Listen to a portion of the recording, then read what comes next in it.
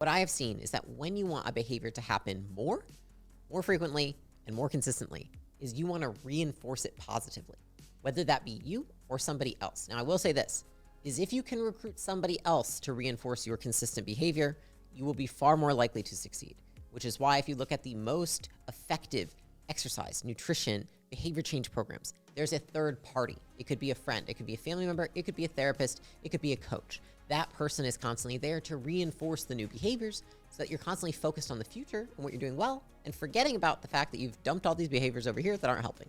An example of this would be when Alex wrote his book, $100 Million Leads. It took him a long time of writing every day for 6 to 8 hours. He got no reinforcement from that writing. In the beginning, to get started, what I knew is it's hard to be consistent when you get zero feedback.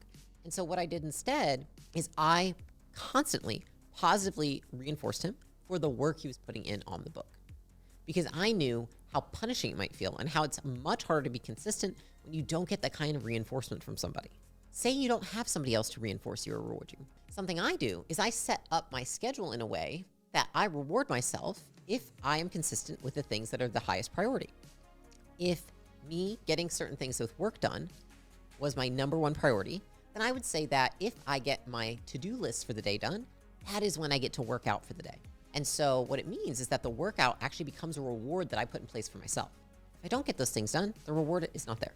And so there's also ways that you can reinforce and reward yourself for things.